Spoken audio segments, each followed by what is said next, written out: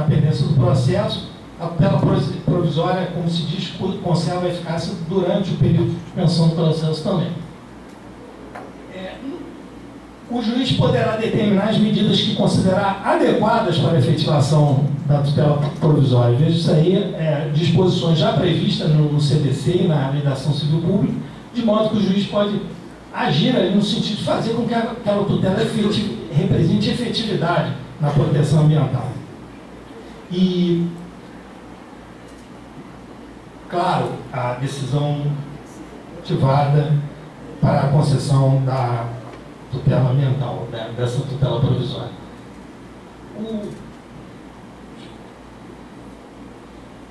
As tutelas de urgência, elas serão concedidas, diz o artigo 300, quando houver elementos que evidenciem a probabilidade do direito e perigo de dano, risco ou resultado útil do processo. E aí, o juiz pode, para esse fim, para a concessão da tutela, exigir caução, enfim. Ela pode ser concedida liminarmente ou após a justificação prévia. E é importante que se diga também que todas essas tutelas, né, se coadunam com o que está na Lei da Ação Civil Pública, né, e também desafiarão, por parte isso está tanto no CPC quanto já na Lei da Ação Civil Pública, já agravo de instrumento no caso por parte daquele que for prejudicado, né. Então, vejam que o parágrafo 3º diz aí: a tutela de urgência de natureza antecipada não será concedida quando houver perigo de irreversibilidade dos efeitos da decisão, que é aquela hipótese que eu citei e que encontra guarida numa decisão famosa da desembargadora Marga Tessler, onde exatamente um empreendimento imobiliário, o empreendimento não se obteve liminar, a desembargadora Marga Tessler manteve, né, não deu a liminar dizendo isso: olha, não existe poluição zero. Antes da gente mandar parar um empreendimento que gera milhões de empregos, já foram investidos milhões e milhões, a gente tem que realmente aferir a questão fática que está ali presente de uma forma miludente, né, uma forma criteriosa. Claro que eu não estou aqui dizendo que deve voltar os olhos, não, ficar olhando, quer dizer, a questão produtiva, não. Você está caracterizado que você tem fumoniúde, que você tem perigo em mora, que na verdade existe a agressão. Evidentemente que a liminar ela não só pode, como ela deve ser concedida. É uma questão, não é uma decisão discricionária, né? Então, o artigo 304, eu trago essa novidade, que ele cria a questão da estabilidade da decisão de tutela antecedente, e quando não for interposto o recurso. Então, independente da propositura de novo processo, é o que eles chamam de cautelar satisfativa, né, enquanto não for revisto, e a parte lesada, ela tem 2 anos para questionar através de uma ação própria, se não tiver interposto recurso. E essa decisão não faz coisa julgada, ou seja, ela não tem aquela... É isso que diz o CPC novo, embora autores, por exemplo, como Nelson Nery Júnior, diz, não, se já passou os 2 anos, aí a coisa julgada opera os seus efeitos, né? Então está ali no artigo...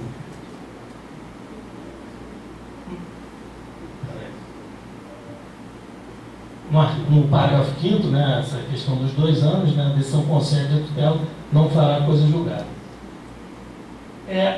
O sistema processual do novo CPC ele se coaduna muito com essas 2 tipos de tutelas, né, que a gente aprende no direito que os provimentos judiciais são classicamente, né, constitutivos, declaratórios e condenatórios, né? E Ponte de Miranda tem uma classificação em que inclui as tutelas mandamentais executivas. Essa doutrina ela é largamente aceita, né, por vários setores e contemplada aí na nossa legislação, no novo CPC e na Lei da Ação Civil Pública. Eu trago aí os exemplos que são citados, né? Para que entendamos esses exemplos, eu trago um exemplo que o próprio professor Kazuo Tanaka, né, cita. Pensamos, por exemplo, no dever legal de não poluir. Descumprida, poderá a obrigação de não fazer, subrogada a obrigação de fazer. Exemplo, colocação de filtro construção de um sistema de tratamento de efluente e descumprir essa obrigação subrogada de fazer, poderá ela ser novamente convertida, desta feita, em outra de não fazer, como a de cessar a atividade nociva. A execução desta última obrigação pode ser alcançada coativamente, inclusive através de atos executivos determinados pelo juiz e autuados por seus auxiliares, inclusive com a requisição, se necessário, de força policial. A leitura nesse sentido, é que eu recomendo, reporta a leitura específica do artigo 497 do novo CPC, que expressamente consagra a figura da tutela inibitória, né, que nasce por objeto a prestação de fazer ou não fazer, o juiz, se procedente pedido, concederá a tutela específica ou determinar providências que asseguram a obtenção de tutela pelo resultado prático equivalente. Para essa concessão de tutela, destinada a inibir a prática, a reiteração, a continuação do ilícito ou a sua remoção, é irrelevante a demonstração de ocorrência do dano ou demonstração de culpa ou dolo, é o que diz a lei. Então, o professor Nélio, de forma bastante peculiar, de forma apropriada, diz: destinada a impedir de forma imediata e definitiva a violação de direito, a ação inibitória positiva, quando se traduz a obrigação de fazer ou negativa, a obrigação de não fazer ou ainda, para entrega de coisa, é preventiva e tem eficácia mandamental. A sentença inibitória prescinde de posterior e sequencial processo de execução para ser efetivada no mundo fático, pois seus efeitos são de execução lato sensu. É a forma de tutela preventiva, com ela não se confundir. Seu objetivo é, de forma direta e principal, a violação do direito material da parte, a providência judicional que veda de forma definitiva a prática de atos contrários aos deveres estabelecidos pela ordem jurídica. E, como diz Marilone, o objetivo dessa tutela inibitória é evitar que o ilícito ocorra, repita ou prossiga. Então, vejam bem, a possibilidade de elementos de oportunidade que o CPC consagra de forma muito mais simples que anteriormente, como encontrava-se na legislação, na própria legislação civil pública, né, no CPC antigo, né, ao qual a ação civil pública se reportava, em que você tinha que entrar no processo, etc. Efetivamente é importante que se diga também que ninguém entrava mais com processo cautelar autônomo. Quando você tinha ação civil pública, invariavelmente já era, ou para uma das reformas do CPC, você já admitia ali a fungibilidade das medidas liminares. Então o pedido liminar era formulado e aí, seja de tutela antecipada, seja de tutela cautelar, ele era concedido pelo juiz. A gente vai falar um pouquinho de provas. Eu vou, doutora Camila, tentar correr aqui, porque eu já vi que o meu tempo está... Mas algumas questões importantes, eu não vou me deter aqui nessas questões elementares da questão de provas. Tinha um roteiro grande para tratar da questão de provas, em que eu ia tratar das presunções. Já falamos disso, que é de certo modo, quando falamos do indúbio pro ambiente, o ônus da prova em matéria ambiental. Eu vou me deter mais em algumas questões, algumas colaborações, contribuições do novo CPC em matéria de provas, e não vou ficar muito nessa discussão que tem lugar aí nessa questão. Uma das questões importantes que eu tenho que citar rapidamente, né, é a questão da presunção, da relação da presunção daquele que exerce atividade produtiva de ser uma pessoa, ser um poluidor, né? Na verdade, o que a gente vê muito em processo ambiental, às vezes, a gente que atua, vem aqui trazer a posição de um advogado que vive os processos ambientais. E às vezes a pessoa, o empreendedor, ele vai lá e ele sem poluir, sem nada, ele tem contra ele uma liminar deferida, né, deferida e desferida, de uma forma embaraçosa e sem fundamento. Sem fundamento mesmo. Às vezes o juiz também difere sem maiores fundamentos. Claro, não pode acontecer, não podia no código antes, agora não pode expressamente. Mas a verdade é que essas questões se aplicam muito em função do princípio da precaução e de presunções que visam aí, que visam proteger o meio ambiente. Essa máxima indúbio pro ambiente, ela é bastante conhecida, bastante aplicada. Então se utiliza a presunção da lesão como um fato motivador da liminar, né? E o que eu digo, né, na verdade, às vezes, é que essas presunções, elas podem ser utilizadas, mas elas não devem ser utilizadas quando você tem provas. As provas podem ser produzidas quanto ao fato. Então, essa necessidade das provas, elas se fazem no direito ambiental imperiosas. É uma questão que se faz necessária. E a prova por excelência do direito ambiental é a prova pericial. A prova pericial é fundamental, né? Então, a gente tem que ter muito cuidado quando a gente vai falar em ação civil pública ambiental em certos temas. Um dos temas que eu vou trazer, assim, por exemplo, que é muito utilizado. Às vezes o inquérito civil é utilizado como meio de prova, um inquérito como se você fosse possível, com base no inquérito, dispensar a prova. Não pode.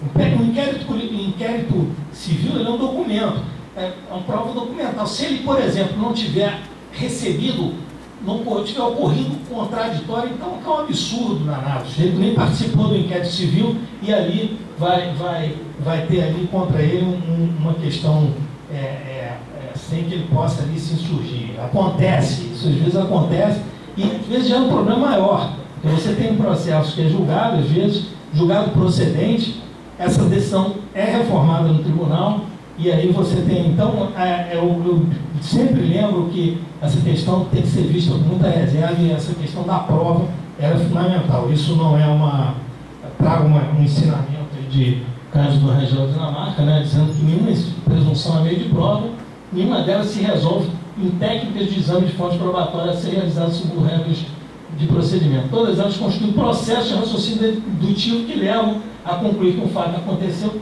quando se sabe que outro haja acontecido. Se você pode apurar qual fato aconteceu, a prova deve ser realizada e deve ser feita com rigor.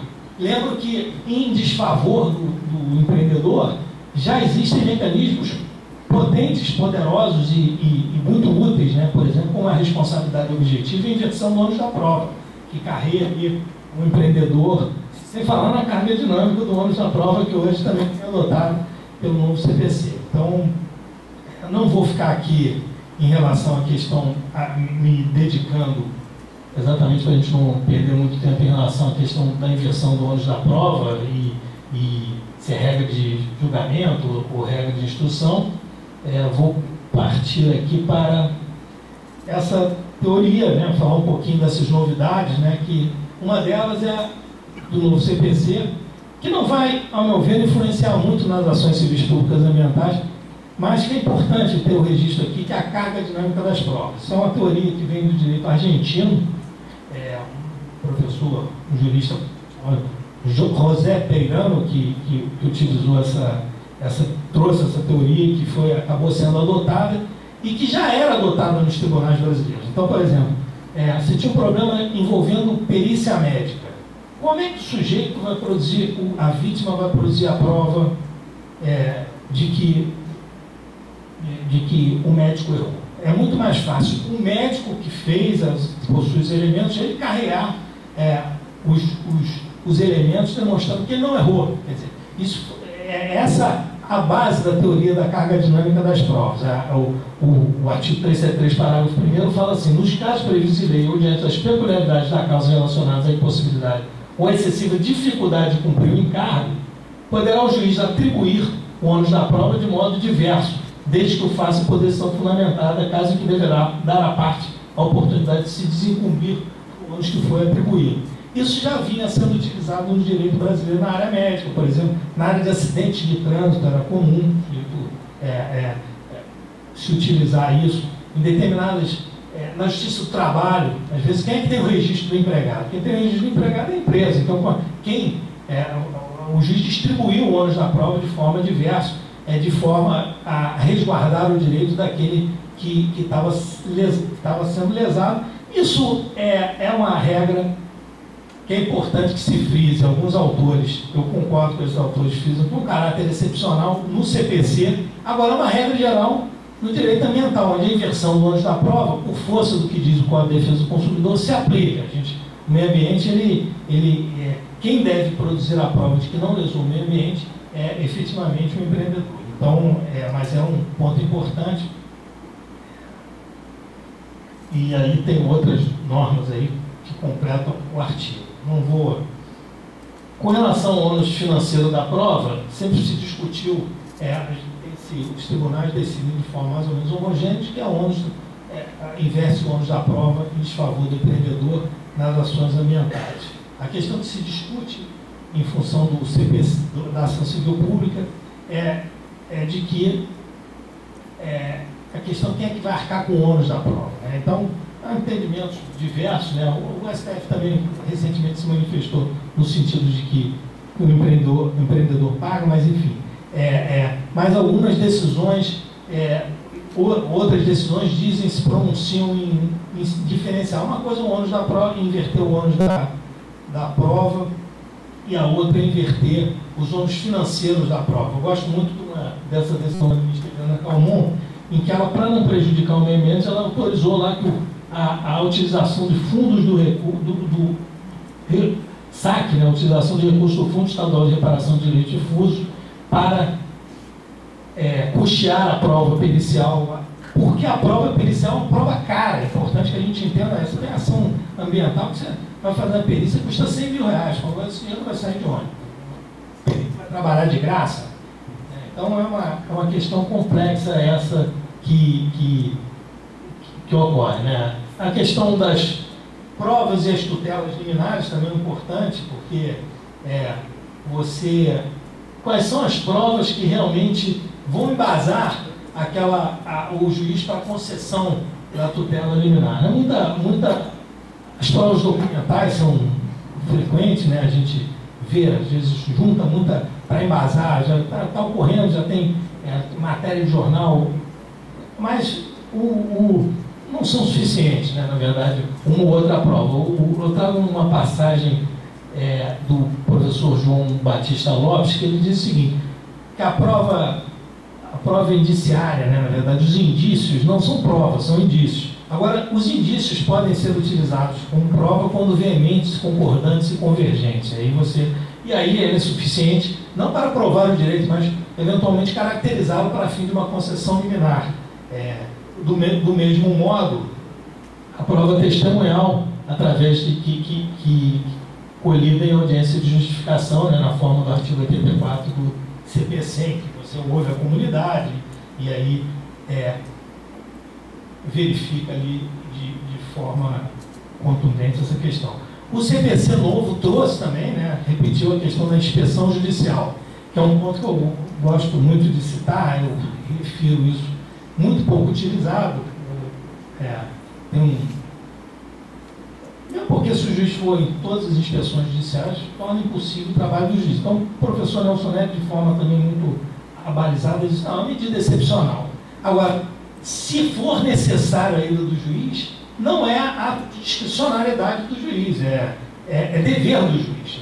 Eu entendo. Se há um impedimento de inspeção judicial ocasiona prejuízo à parte, essa inspeção judicial, isso pode ser, vai poder ser questionado, porque e o juiz e o artigo, o novo CPC contempla a inspeção judicial no artigo 481 e seguinte, né?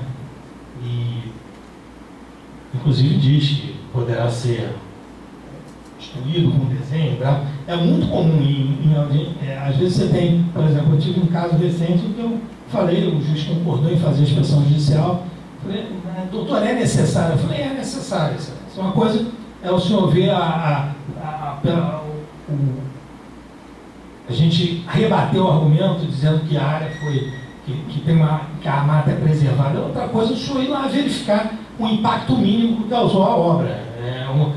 Algo, a inspeção judicial, ela tem esse caráter do juiz constatar a necessidade da constatação presencial do juiz em relação àquela situação fática específica. Então, nesse caso, o juiz falou, realmente, doutor, só tem razão aqui, é uma área totalmente preservada. Está vendo as propriedades do lado? Tudo desmatado, tudo talvez construídas do ponto de vista legal, uma observância formal maior. Mas aqui se preserva, e essa propriedade desse meu cliente é muito interessante, porque era uma região muito preservada, e a região era muito bonita.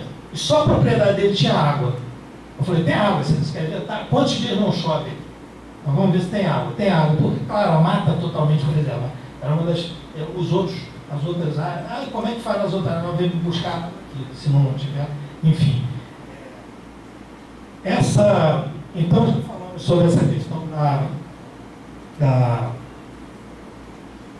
da atividade discricionária do juiz, né? Na verdade, não é atividade... Traga um ensinamento aí do lado do campo, que isso, o juiz sobretudo após a realização de outras provas, quando não se virem, deve satisfazer o direito à prova. Com isso, o entendimento que a inspeção judicial é uma mera faculdade, não simples poder do discricionário do juiz, deve ser afastado, porque, desde que indispensável para a demonstração dos fatos, o seu indeferimento pode causar cerceamento de defesa. Então, esse é um ponto... Acho que já vou caminhar aqui para a conclusão, não? Então, eu vou só destacar também um ponto importante, que o professor Nery, vamos voltar aí ao mestre, né, e também o STJ também já se pronunciou em relação à perícia, de que a afirmação pericial, a prova pericial, a importância dela e a prevalência dela em matéria ambiental, né? A importância também de um dispositivo que vem introduzido pela Lei 10.358, modificando o antigo CPC, introduzido com o artigo 431, que é a questão da perícia múltipla, perícia judicial ou ambiental, um perito só não resolve. Então, essa regra está também no novo CPC, de forma a caracterizar essa importância. Trago aí em seguida a decisão do ministro Costa Leite, né, antigo, já a perícia judicial somente pode ser dispensada com base, se não comprometer o contraditório. Vale dizer quando as partes apresentam desde logo elementos de natureza técnica prestadios a que o juiz forme sua convicção. É a exegese que se impõe, pois fora daí sequer haveria igualdade no tratamento de partes. Então, o novo CPC traz uma novidade também, que expressa, eu já vi utilizando isso em processos judiciais, que é a questão da ata notarial. Não sei se todos sabem, a ata notarial é um documento de fé pública lavado pelo cartório de notas, em que o tabelião vai lá e constata uma situação específica. Eu vou utilizar, conversava aqui com colegas da magistratura e eles falavam exatamente de um caso específico onde eu uso muito a ata notarial, que é a poluição sonora, que é o que mais tem em cidade, né? Agora, como é que você vai... A poluição sonora é uma poluição perversa, porque a poluição, quando você chega lá, a poluição sumiu. Quando você chega no oficial de justiça, já não tem mais barulho, já acabou a festa, aquele estabelecimento, o sujeito vai lá e diminui. Então, como é que você vai caracterizar? Eu utilizo direto a ata notarial antes da existência do CPC como prova documental. Você vai lá, leva o engenheiro, leva o tabelião, o engenheiro com decibelímetro, o sujeito vai lá, mede, prova, registra, tira a foto de preferência, o tabelião vai atirar lá na presença do engenheiro tal, eles assinam, o engenheiro assina um laudo, junta na ata notarial, diz a hora, teve lá 3 vezes, enfim, essa ata hoje é meio de prova e já está caracterizado que, inclusive que com dados representados por som, gravados em arquivos eletrônicos, poderão constar da ata notarial. Já falei da questão do inquérito civil como prova, né, mas deixa aqui o registro, depois quem quiser ficar aí com procedimento, essa é uma discussão grande, né, na verdade, se o inquérito civil pode servir, é claro que ele pode excluir, é claro que vai ser um elemento importante. O que eu digo é que o inquérito civil, às vezes, ele é um elemento produzido sem a oitiva, sem o contraditório, e aí contamina-se essa questão pode representar um cerceamento de defesa em relação a essa questão. Então, a decisão da Ministerial da Calmontes, as provas colhidas no inquérito civil têm valor probatório relativo, porque colhidas sem observância contraditória, mas só devem ser afastadas quando a contraprova de hierarquia superior produzida sob a vigilância do contraditório. Caminhando para o final, um ponto importante é que o agravo do instrumento previsto no 1015, ele, no artigo 1015 do novo CPC, ele é extremamente sucinto, quer dizer, ele não contempla algumas hipóteses que para mim são fundamentais. Não sei como é que vai se resolver isso. A questão da competência, por exemplo. Como é que você vai... Não tem mais exceção de competência no novo Código Civil, do Processo Civil. Como é que você vai resolver essa questão? Quer dizer, o juiz é incompetente. Chega lá, o tribunal reconhece a incompetência, anula tudo, começa tudo de novo. Mas imagina, não quer que a ação civil pública seja célere, que significa uma prestação judicional? Me parece, salvo engano, coloco aí a dúvida para a plateia e para os colegas mas me parece um problema. Outro problema seríssimo, gravíssimo, a questão do perito, por exemplo. O código foi muito cuidadoso no sentido de que o perito ele detalhe a sua expertise no momento da aceitação da perícia. Então, em matéria ambiental, isso é um caos, porque eu cada dia aprendo alguma coisa. Tá? Cadê a doutora bióloga que estava... As biólogas que... Eu, por exemplo, cada dia aprendi, sofri para aprender, né, num caso lá envolvendo a área de Restinga, e se discutia exatamente se a Restinga podia ser suprimida ou não, e a lei da Mata Atlântica diz que Restinga é vegetação de Mata Atlântica. A lei da Mata Atlântica diz que pode suprimir, observada a lei, né? E a discussão era, não, mas a Restinga está aqui do Código Florestal, etc. E o juiz lá discutindo sobre qual seria o perito que iria examinar a questão, né? E eu, conversando com o engenheiro florestal, ele falou, doutor, engenheiro florestal, biólogo, não vai poder opinar sobre a matéria. A matéria aqui, a questão aqui é um geólogo que tem que dizer, porque a restinga que está se discutindo aqui, a restinga é geológica. A restinga de APP no Código Florestal, a restinga é aquela fixadora de dunas. A gente está protegendo a estabilidade do solo. Então tem que ter um geólogo. Se é ou não, uma discussão. Agora, o que eu digo é o seguinte: se o juiz determinar uma perícia, como se insurgir?